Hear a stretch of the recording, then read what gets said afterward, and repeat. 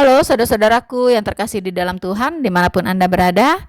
Bertemu kembali dengan saya Rina Solihin dalam channel Rina Menjawab.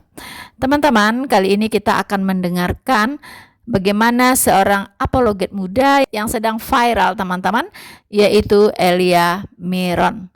Elia Miron akan memaparkan mengapa umat Kristen dan umat Yahudi tidak mengakui Muhammad sebagai nabi. Dalam hal ini kita berharap supaya teman-teman muslim tidak baper ya teman-teman. Karena apa? Karena Islam pun sering ya mengemukakan pendapat mereka mengapa mereka tidak mengakui Yesus Kristus sebagai Tuhan. Jadi itu bukan persoalan ya, kita saling berargumentasi dalam hal ini teman-teman ya. Jadi mari kita dengarkan baik-baik apa yang dipaparkan oleh Elia Miron. Selamat menyaksikan.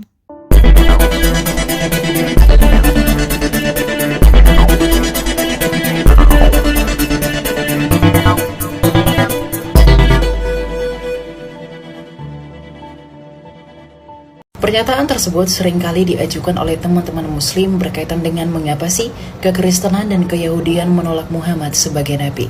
Mari kita bahas di dalam sesi berikut ini. Alasan yang pertama ialah Muhammad tidak berasal dari bangsa Israel. Alasan ini merupakan alasan yang paling mendasar dan sangat fundamental di dalam Alkitab. Menurut Ulangan 18 ayat 18 bahwa seorang nabi itu harus berasal dari tengah-tengah bangsa Israel yang tidak lain adalah di antara kedua belas suku bangsa Israel itu sendiri. Bahkan dalam Mazmur 137 Allah, Abraham, Ishak, dan Yakub tidak melakukan hal yang demikian kepada bangsa-bangsa lain. Artinya Allah hanya mewahyukan dirinya secara langsung melalui perantara para nabi di dalam bangsa Israel itu sendiri, bukan dari luar. Alasan yang berikutnya adalah metode pewahyuan Allah kepada para nabi. Di dalam literasi keyahudian dan kekristenan secara umum sama-sama sepakat bahwa Allah secara langsung berfirman kepada para nabi, di mana para nabi akan menjadi penyambung lidah Allah dan menyampaikannya kepada umat. Artinya Allah dalam menyampaikan firman-Nya tidak perlu melakukan atau menggunakan perantara untuk menyampaikan firman dan wahyunya kepada para nabi. Di mana tentu saja hal ini berbeda dengan keyakinan teman-teman muslim, di mana Nabi Muhammad dalam keyakinan mereka menerima wahyu dari Tuhan melalui perantara Jibril. Sehingga perbedaan yang sangat signifikan ini membuat kekristenan dan keyahudian menolak status Muhammad sebagai nabi. Alasan yang ketiga ialah mengenai Mesias. Para nabi di dalam tanah keyahudian atau keyakinan Yudaisme dengan perjanjian lama dalam Alkitab Kristen yang kudus sama-sama sepakat bahwa seorang nabi akan bernubuat mengenai datangnya Mesias yang lahir dari keturunan Abraham, Ishak, dan Yakub, dan secara khusus dari tunas Daud. Para nabi ini tentu saja bernubuat dan juga memberikan keterangan tentang kedatangan Mesias itu yang bagaimana dan seperti apa. Di mana tentu saja mengenai hal ini juga disinggung di dalam Injil Sinoptik. Dalam Lukas 16 ayat 16 berbunyi bahwa hukum Taurat dan kitab para nabi serta nubuatannya akan berakhir sampai tampilnya Yohanes Pembaptis. Jadi ayat ini memang menegaskan para nabi akan menubuatkan datangnya Mesias. Di mana hal ini tentu saja berbeda dengan keyakinan teman-teman muslim.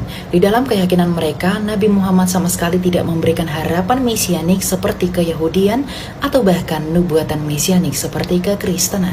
Inilah yang membuat bahwa keyahudian sampai saat ini masih menunggu pembebas atau Mesias mereka, dan kekristenan telah kedatangan Mesias mereka 2000 tahun lalu di dalam Yesus Sang Kristus. Namun hal ini tidak pernah disinggung di dalam keyakinan teman-teman muslim. Di mana ketiadaan nubuatan mesianik inilah yang menjadi alasan mengapa kami menolak Muhammad sebagai nabi. Alasan yang berikutnya adalah seorang nabi harus diurapi oleh Roh Allah atau Roh Kudus. Menurut Bilangan 11 ayat 24 hingga 27 yang tak lain adalah Torah Musa yang sama-sama dipegang oleh keyahudian dan kekristenan, bahwa seorang nabi haruslah dipenuhi oleh Ruach HaKodesh atau Roh Kudus di dalam berkarya dan menyampaikan firman Allah. Di mana hal ini berbeda dengan keyakinan teman-teman muslim, di mana mereka sama sekali tidak mengenal konsep atau teologi Roh Kudus atau Roh Allah yang disebut dengan Ruach HaKodesh. Dan tentu saja ketiadaan pengajaran inilah yang membuat kekristenan dan keyahudian menolak status Muhammad sebagai nabi. Sedangkan alasan yang terakhir adalah nabi harus menulis kitab. Menurut Matius 2 ayat 5, para nabi haruslah menulis kitab. secara khusus dan terutama mengenai tema besar yaitu kedatangan dan nubuatan mesianik. Bahkan di dalam literasi Keyahudian mereka mengenal yang disebut dengan Nefim yang termasuk di dalam tanah mereka yang berarti kitab para nabi. Artinya para nabi haruslah menulis kitab. Demikian juga dengan keyakinan kekristenan. Hal ini berbeda dengan keyakinan teman-teman muslim, di mana Nabi Muhammad tentu tidak menulis kitab, namun menerima wahyu dari Tuhan yang disampaikan melalui perantaraan Jibril. Sehingga perbedaan yang sangat signifikan ini yang membuat kekristenan dan Keyahudian menolak Muhammad sebagai nabi. Itulah beberapa alasan yang mendasari Keyahudian dan kekristenan menolak status Muhammad sebagai nabi di dalam keyakinan teologi mereka. Di mana tentu saja hal tersebut akan memiliki pengaruh atau implikasi terhadap substansi pengajaran di dalam keyakinan kita masing-masing. Arti dari hal ini adalah bahwa keyakinan teman-teman muslim sama sekali tidak memiliki linearitas atau kesamaan dengan pengajaran Keyahudian dan kekristenan dalam hal apapun. Sehingga kita tidak perlu memaksakan klaim teologis kita masing-masing. Karena dengan demikian kita bisa hidup saling memahami dan saling mengerti. Shalom Aleichem dan Tuhan memberkati. Salam toleransi.